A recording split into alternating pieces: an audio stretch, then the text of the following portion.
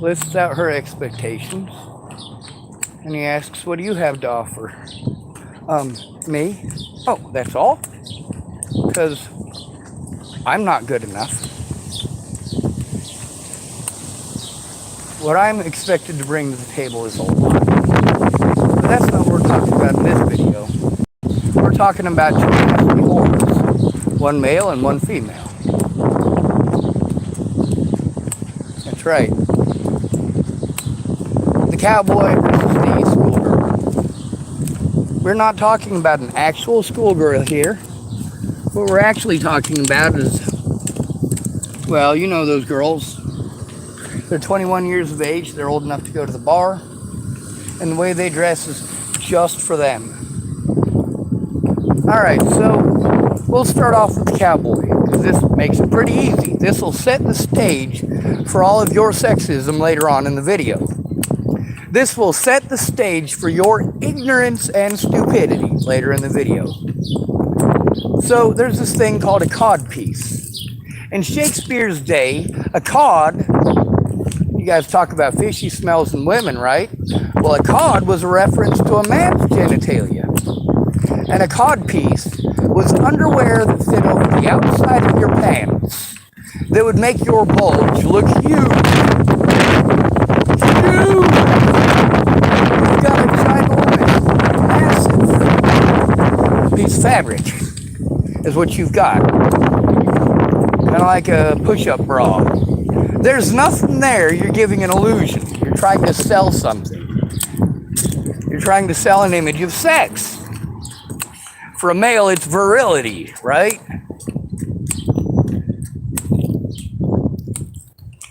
It's virile. And we get to see how, of course, we like to assign the sugar and spice and everything nice to women, right?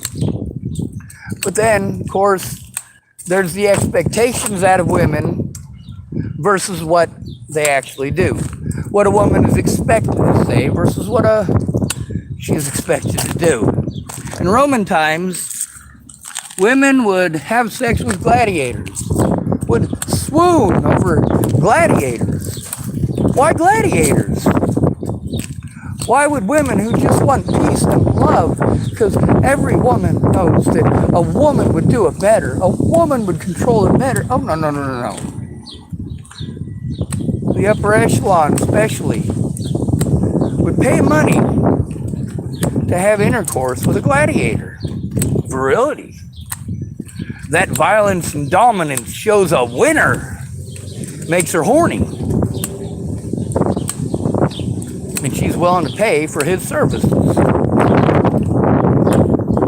That virility, whether it's a codpiece or a bank stack, a fat wallet,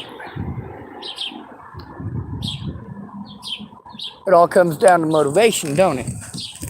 Why does a cowboy wear a belt buckle? See, now we're getting into the story here, aren't we?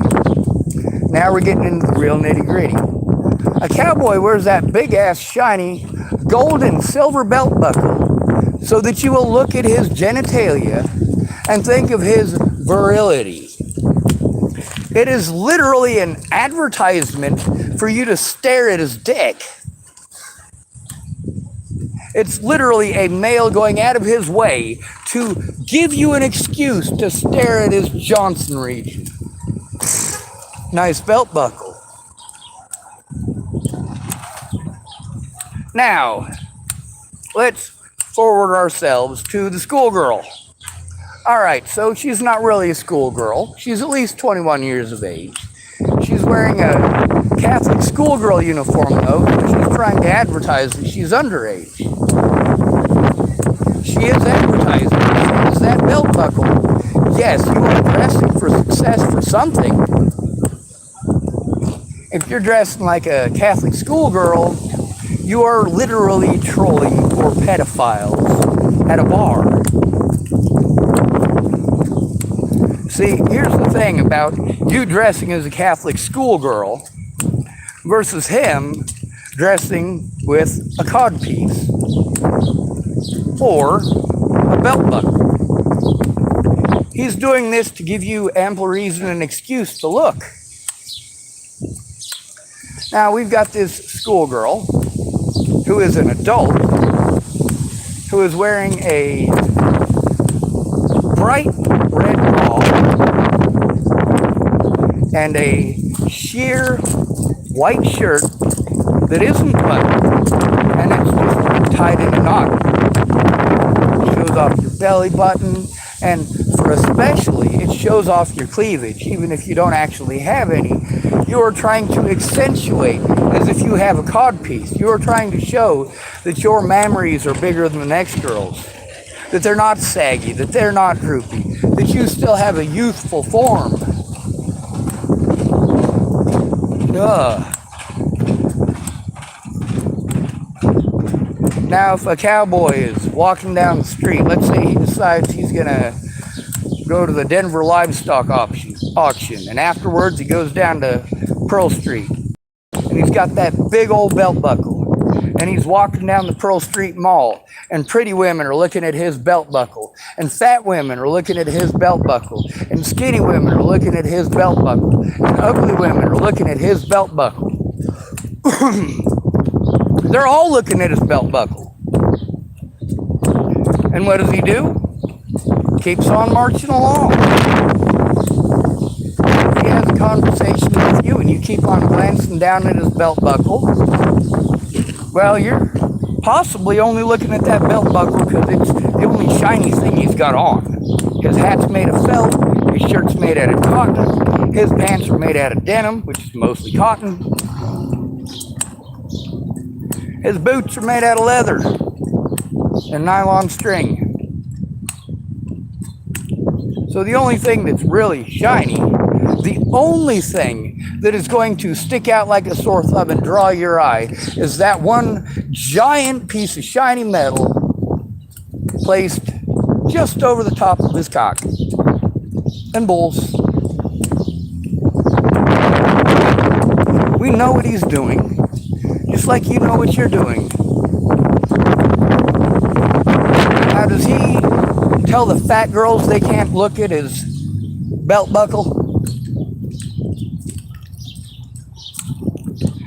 When you're showing off your red push-up bra, well, people are gonna look. Your bright red push-up bra, your see-through shirt that is not buttoned and is tied up to show up as much skin as possible and to accentuate your chest. So what you are doing at that point is you are sexualizing your mammaries. You are sexualizing them with the intent of them getting looked at, because you are, in fact and indeed, either pursuing a mate or what somebody who might be a prospective mate might be willing to give you for an opportunity that you probably aren't even interested in.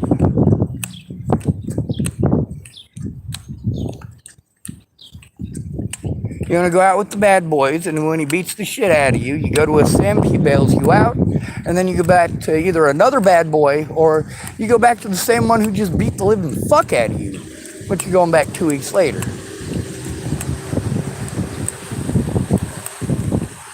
So, of course, kind of like them bodybuilders, we get to see how shamelessly women gawk at bodybuilders. Shamelessly, because those bodybuilders are showing some skin and got tight-fitting clothes, and you gawk at them like perverts. And then when you dress like a whore and people look at you like you're a whore, you want to play like you're insulted after you just advertise that you're a whore. Prostitute. Don't get me wrong, I do see prostitution as a survival skill to be used only in case of survival.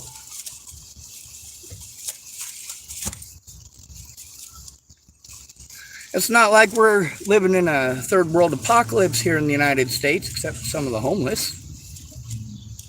But of course, if a whole bunch of radioactive bombs are dropping, there's a bomb shelter, right? And there's only enough room for a few people. So there's lots of people showing up and they're saying, I'll give you this and I'll give you that. But you show up pretty and painted and as this Catholic schoolgirl. And you tell him you give him a blowjob every night and you let him have sex whenever he wants. Because you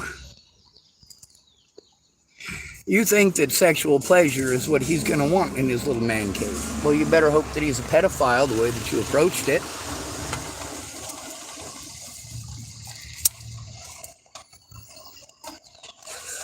Scenario, though, you should understand what you're getting into. There's an apocalypse. Obviously, the cops aren't going to care. The government's not going to care. The police aren't going to care. Soldiers aren't going to care. You're in this bomb shelter. Everybody else is dead. Who's going to stop him from violently raping you if you say no or try to assert yourself?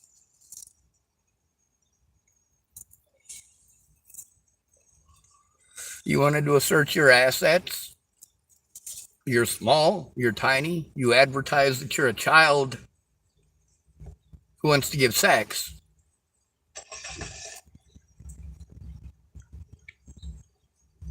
In that scenario, there's a good chance that he might be able to overpower you easily whenever he wants. So now you've exchanged an end of your pain for long-term pain. I have to say hello. I don't, but I do have tobacco and paper. How you doing today? All right. I gotta go in tomorrow to try to turn in some of the agencies around here. When I went to them as mandated reporters, they didn't follow the law and committed Medicare and Medicaid fraud. Yeah, they're fucked up around here. Yep. Way fucked up. I noticed you was talking to black people in a town where it's KKK heavy. How are you not in the KKK? You're pretty white like me. Well, all right, I'm not white. When the KKK sees me, they just see Jew. But I noticed that you're not a racist bigot. No, I hate all races equally. Gay men. I only say that because I got tired of people saying amen, and I got a lot of gay friends in Boulder. More like a speciesist. Like I don't like speech people.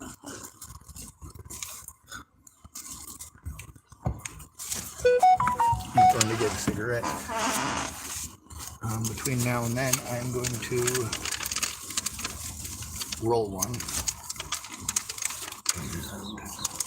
His dog is super cool.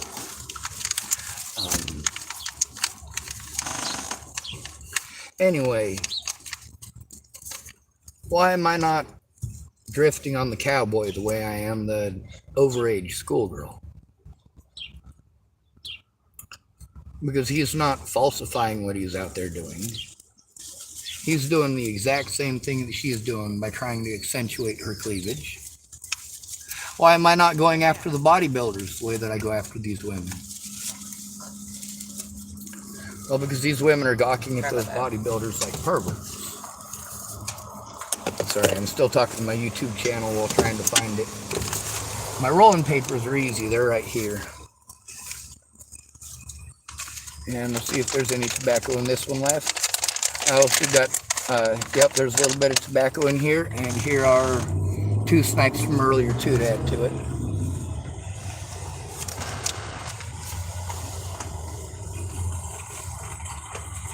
Oh my God, we're in Tillamook. I can smell it. No, I can smell the Tillamook. You don't smell like cow shit. Cows smell like cow shit. All right, so anyway, getting back to this. We've got the whole Me Too movement going on, right?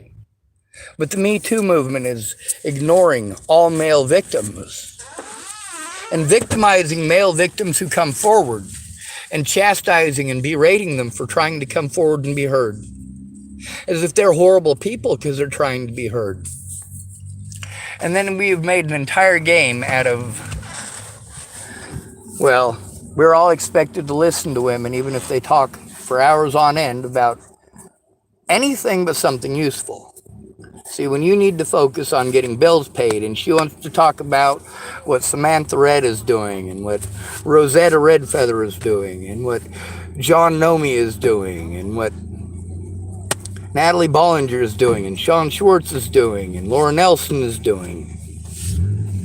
Meanwhile, husband gets home from work. It's been a long day. He wants to sit down and take a rest. He comes through the door and his wife asks him how his day was. He says it's fine. He might have had a fucking horrible day, but he's not trying to bring it home to his wife. He's not trying to bring it home to his kids. But then once he gets there, he starts hearing about her, about how she had to listen to one of the kids streaming at such and such a time, and how much of a pain it was to make macaroni and cheese for the kids, and how she had to clean all day for an ungrateful husband. Like, he's trying to spare you all of the fucking drama, and you're trying to dump all your drama on him. But if he tells you that he's had a bad day, you're going to interrupt him and get angry with him. Well, you're not thinking about me. You're only thinking about yourself. You asked me about myself. So don't play head games with me. I'm not going to wear a big silver and gold belt buckle, wear everything else black, and then get a big silver and gold belt buckle and place it right above my dick and tell all the fat and ugly women who come up to me, hey, stop staring at my dick.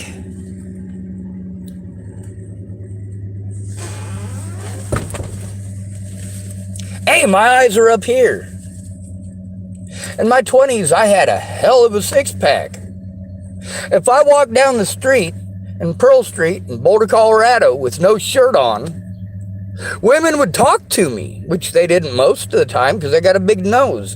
But they didn't notice my nose because they were busy staring at my rippling abs. Do I still have rippling abs? No, I don't. I'm getting fat and chunky. See that? That's my rippling abdomen. Let me flex it. Ugh. Nope, not much there. So, of course, women don't stare at my abdomen if I take my shirt off. If they do, they stare at it in disgust. They don't want to come up and talk to me. They want to go the other way, which I'm fine with. I'm fine with men going the other way. I'm fine with men doing themselves, taking care of themselves, and forcing women to wipe their own asses instead of spending 100% of their wages and 60% of ours statistically. 80% of the buying power in the United States is by women. 80%. So if he earns $50,000 and you earn $50,000, that's $100,000. Yeah, you're earning a lot of money. And then there's also all of the perks that you get because there are 15 services for women for every co-ed service. 0 for men. 0 for men, you're right. Thank you. Unless you're a felon. Yeah? That's temporary, though. Yeah. You're not. Yeah, neither am I.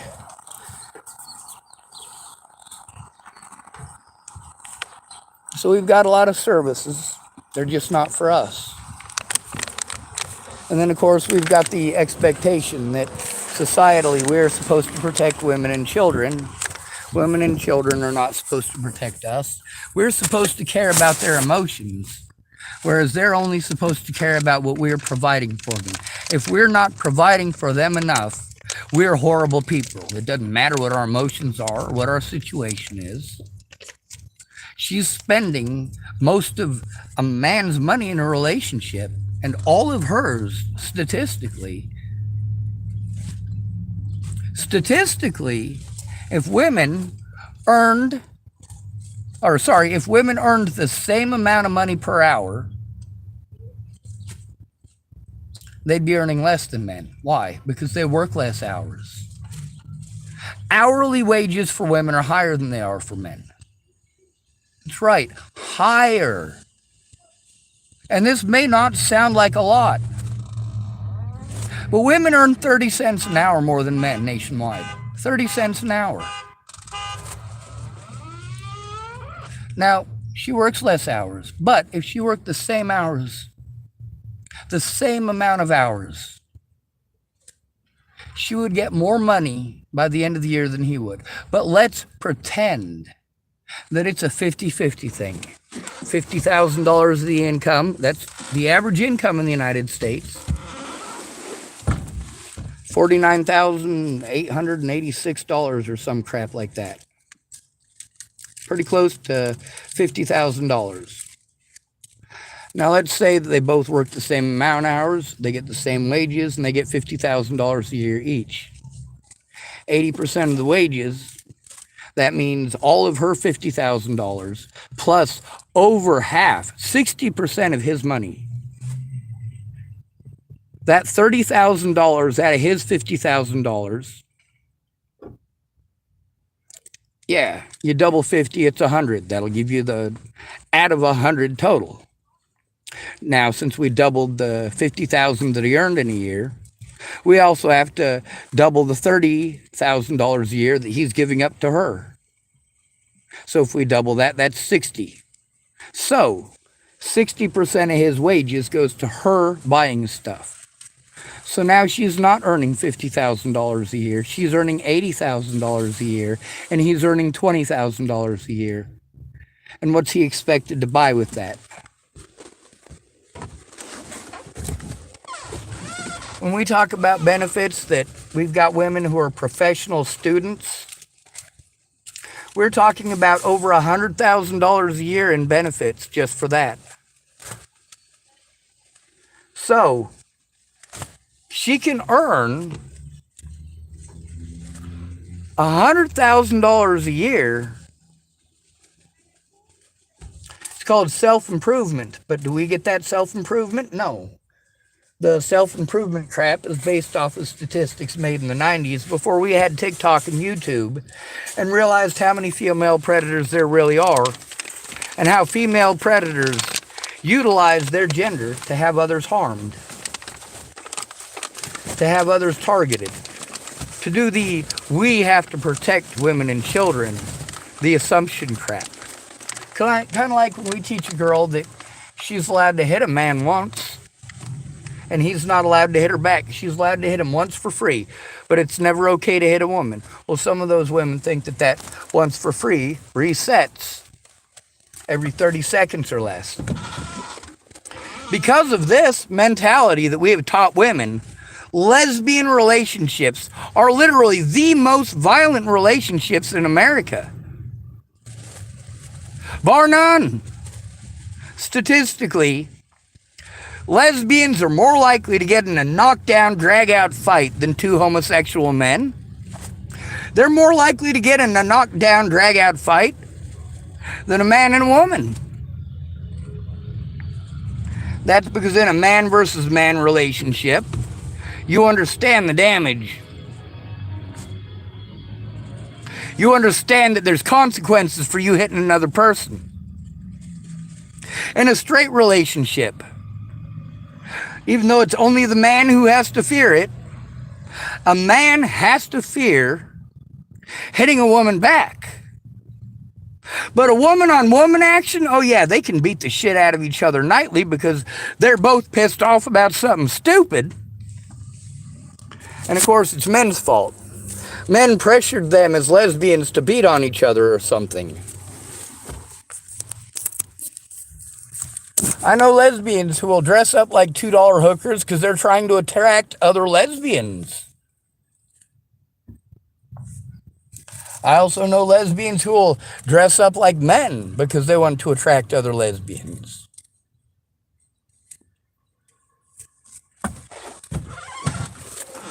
Why did you dress like a slutty schoolgirl? Why did you dress to advertise that you were something that you're not? Underage. Why did you do that and then shame the ugly men who looked at your equivalent of a belt buckle?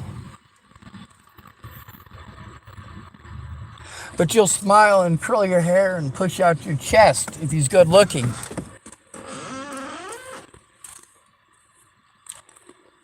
They say you can't blame a man for trying. Well, actually, you can have him put in prison for trying. Fuck this goddamn country and everyone in it. You don't get to pretend like everything that you do is just for you, but men, if they do stuff for them, it's selfish. If you dress like a $2 whore and go to a place where people are going to try to fuck you for dressing like a $2 whore, and then you want to pretend that every man who looks at you like a $2 whore while you're dressed like a $2 whore is rapey. Oh no, they want to fuck. Same as you do when it's a good-looking dude. You want to fuck. You're dressed like that because you want to be looked at. Whether it's because you're being looked at because you want to fuck, or you want to present the image that you're willing to fuck to get free shit. In both of those situations, you're advertising sex. And then when you get raped, of course, we stand up for you. Just because you are dressed like a whore doesn't mean that you're advertising that anybody can just come up and touch you whenever they want.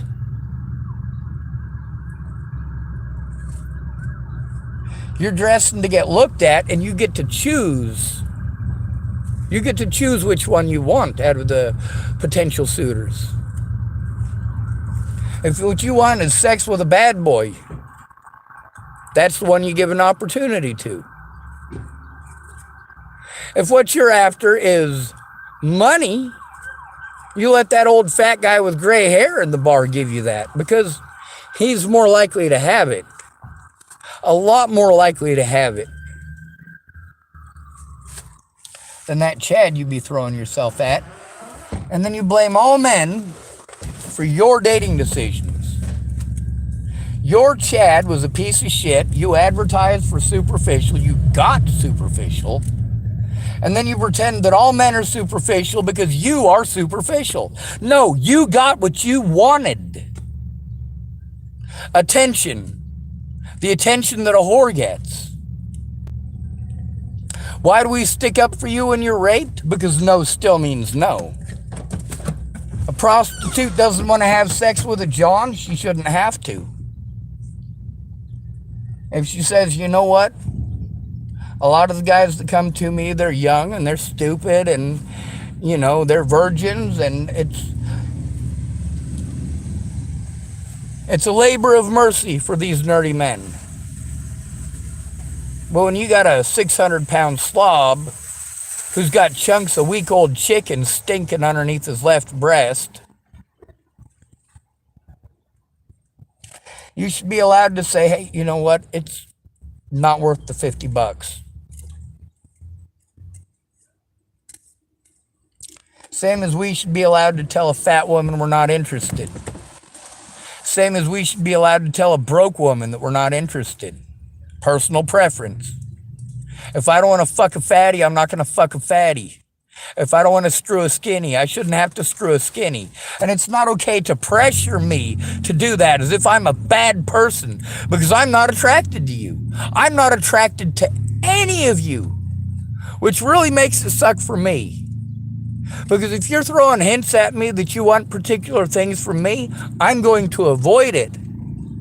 And when you throw a tantrum because you didn't get what you expected and you want to retaliate against me, I've done what I can to try to keep myself safe from you filthy animals. You lying wretches.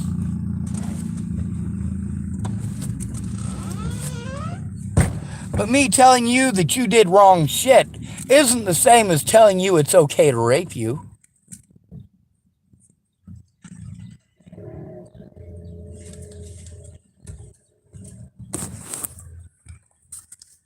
You're a 24-year-old college woman.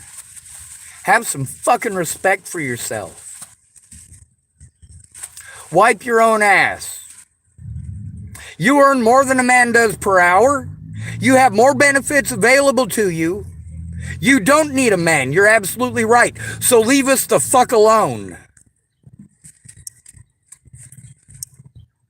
Oh yeah. And stop expecting us to give you freebies.